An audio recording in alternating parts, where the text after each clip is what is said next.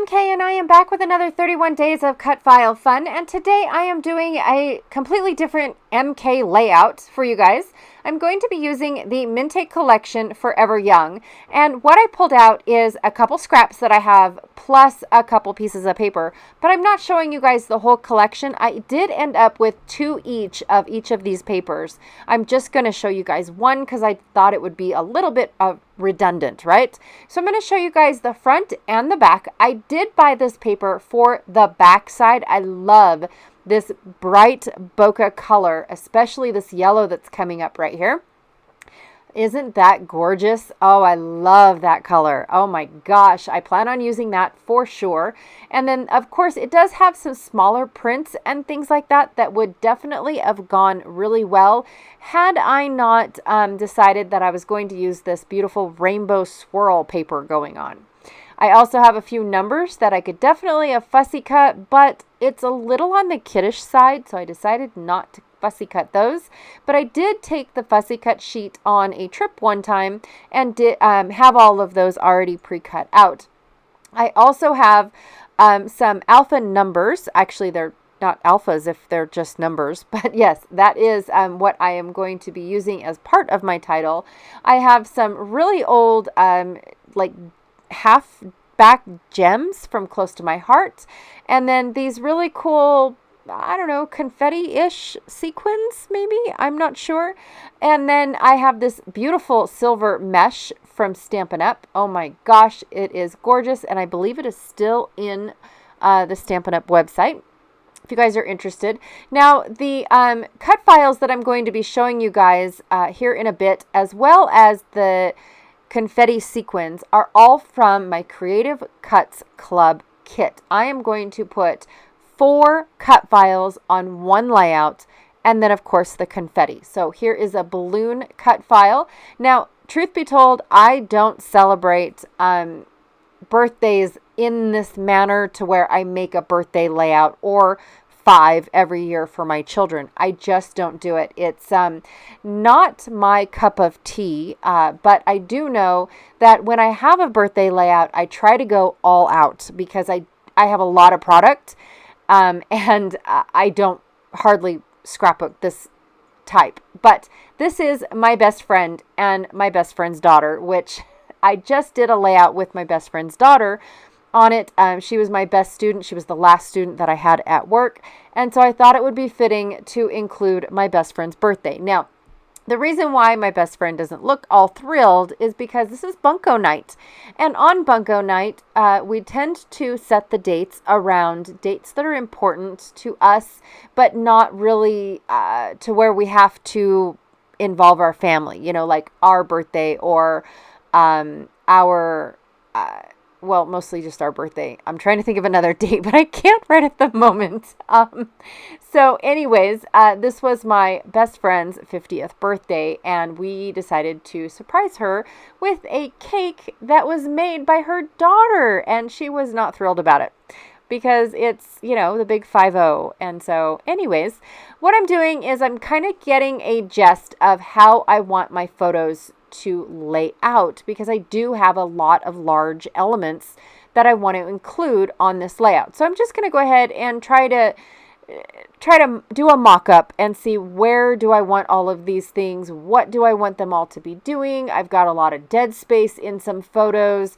My first thought is my tried and true, where I have my 4x6 horizontals and my 4x6 verticals off to one side or the other. But then I have this giant title that says celebrate. Okay, so does it curve around the stars? I don't know. But you know what?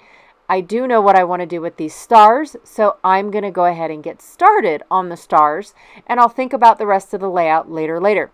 So what I'm going to be doing here is I'm going to take my 1/4 inch tear and tape, which when I'm working with such a small surface, I don't tear because then I end up tearing the surface. So what I'm going to do is I'm going to cut it into an 1/8 of an inch strip. So basically just cut it in half, and I'm going to outline every single one of these stars. Yes, very boring. It took several hours. I'm not going to lie. This was not fun for me. So I just put something on Netflix and voila, I am done. So then I'm going to take this really cool mesh and go ahead and lay it on top of my Terran tape, because I peeled off all the stickies. I left all the peeled off bits so you could see exactly that I did that, and I'm not just laying this over my cut file. Now what my brain decided to do, which I should have just left it exactly as is, I'm going to cut around each star. I only want the stars to be backed with this mesh. Now, because it is mesh, it is actually rather easy to cut. It's just time consuming because you don't accidentally want to overcut and cut into the cut file. So I'm going to take my sweet little time, and I did a portion of it for you guys to see what it almost looks like with just the mesh inside. So there is the cut file with just the mesh. I love it. I think it is just the perfect addition to the cut file. It makes it look like they sparkle, but yet I can still see the beautiful paper behind it. Okay. So I decided to rotate my paper, but I have to tell you guys that once I get all the elements on, I don't like them going up and down. Not one bit. I did go ahead and cut all of my photos. I'm going to keep all of my photos, but I cut them all off camera. I brought it in to show you guys that that's my next step. And now what I did was I fast forwarded this portion a lot. So that way you could kind of see the indecisiveness that I made on this layout, because these aren't my typical colors. I definitely do not reach for the rainbow, you guys. That it is just something that I have never done because they're hard colors, and especially these pastel colors. So I'm trying to decide what do I want my cake to look like. What if I make the wrong decision? I do know I want all this beautiful yellow to back my photos with, because I think it's a nice, good yellow color. But here I am. What do I do with the cake? Okay, I'll start with the stars. I'll back those in my scrap of yellow that I have left over. Woohoo, let's go. But then what? Can I use these frames to back my balloons? Nope, they're too big. Now I have to cut into my larger pieces to get those to work. They're just indecisive moments that I wanted to share with you guys, because I don't always know what it is that I am going to be doing. I don't always know exactly where things are going to lay. Now, I left in the part where I mocked up my layout. So you guys remember I had all those photos and the different ways that all my photos were going to lay down. I had all these large elements and where I was going to, potentially lay all these down. So that's already changed. It's already... I've got my horizontal photos in the center now I got my vertical photos in the center instead of my horizontals. I actually chopped out most of the dead space in my photos, so now I have smaller photos to work with. So my process changes as I scrapbook, as I go along, and I always move around. I don't always stick to, okay, I cut I backed the cake and now I'm backing the balloons. Well, then I'm going to put the balloons off to the side and move on to something else. I leave all that part out because you get the idea that I go back and forth, back and forth. Now I'm going back to the cake because I didn't like the fact that when I backed my stars, the little bits that the stars were poking on, they bent and twisted and they now look ugly. So I'm going to back them with little rainbow, make them look like little rainbow candle type of deals. But it was just a decision that I made because of the fact that when I backed such a weak cut file portion, it bent and twisted and I didn't like it. All right, so like I said, a lot of back and forth, going to the cake, going to the balloons, going to this, going to that, a lot of back and forth. So what I did was I went ahead and I fast forwarded to where you can see now I am going to back all my photographs. But I don't know if I do that on camera or I do it on camera. And then I'm going to go ahead and, again, do a mock-up of what it is that I want, because I have all these beautiful elements, and when on earth am I ever going to use them again? Because I don't normally have these type of photos.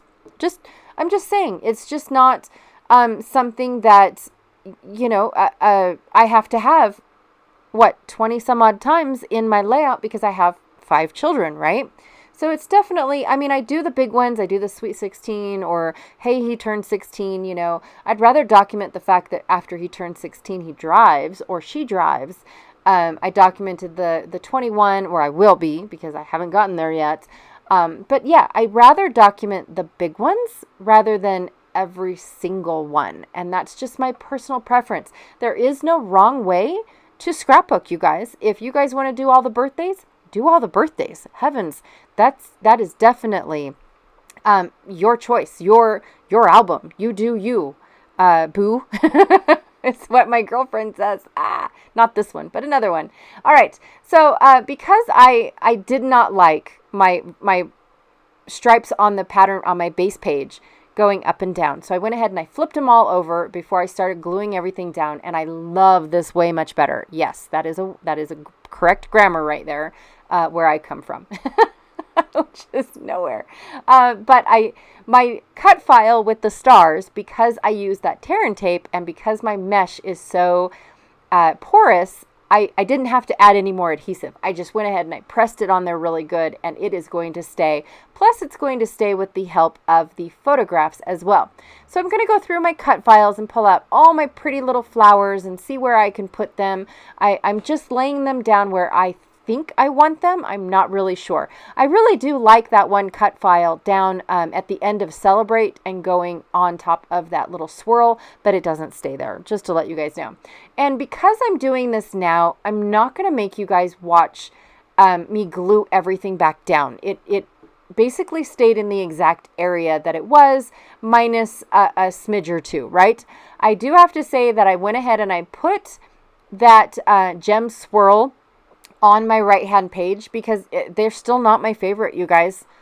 They're pretty. I like using them, but they're not my favorite to put down on a layout. They twist and they turn and they go everywhere and they go all the directions. They stick to themselves. They're not my favorite. But anyways, I went ahead and I put that down, and I will be adding my right side. So I left my right side page, or my left side page, for you guys to watch because I wanted to glue these sequins on the top layer of my layout. I don't want them on both layers of my layout because I'm going to put my word Celebrate on the bottom layer, or partially on the bottom layer. And so I didn't want to have to mind the sequins because they are a little on the thicker side rather than just normal flat sequins.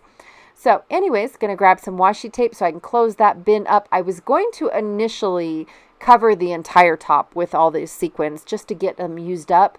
And then I realized I really like the sparsity of what I put on there. So yes, I did glue each one of them down by hand, by the way. Woo, that was fun. Not really, but it was.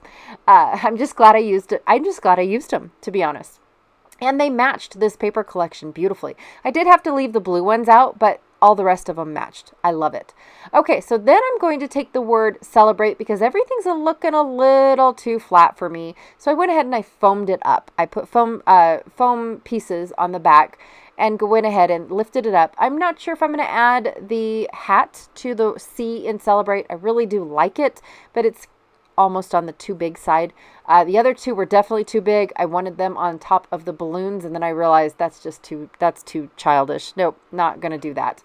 Okay, so then I'm going to put down these little swirly magigs again, and I want it to go across the page. So I'm going to find a spot in the gap of the gems to be able to cut and it still look proper, so I can have it span across both pages. Not a big deal. And then I'm going to go ahead and add a leafy looking one to my cluster on the left. And I'm going to cut one in half so I can add a small-ish little one just at the bottom of the C, just to give it a little bit more movement. So that way I have the swirls going across my page instead of just in certain spots where I felt like it was a little right-handed, like heavy-handed on the right. So now I feel like it's equal all the way across. Okay, last thing I'm going to add to this layout because I have added enough already. Holy cow, 4 cut files on one layout, you guys. 4 of them. Woo! Oh my gosh. I never would have imagined. Never. But then again, it all came in a kit minus the stars because the stars was something different. It's the stars are what our main focus was supposed to be, right? However, I just happen to have all of these cut files, seriously. And why not? I love how they all turned out. I really do. So I went ahead and I added those half-back gems from Close to My Heart as my enamel dots. And voila, I am done with my layout. I absolutely love it. My best friend's sweater matches perfectly, even though it is a little on the darker side. I just felt like it was perfect for these photos or these papers and whatnot. It brightens up the photos as well, even though they're on the darker side. I love it, you guys. It is totally not my style, but I'm happy that I got them done. And it looks great. I'm so happy. Anyways, thank you so much for hanging out with me today. I really, really, truly appreciate it. My double pagers are a little bit on the longer side when it comes to recording and voicemail and all that stuff, especially with all that I did with this particular layout. So anyways, I apologize for the length of the video.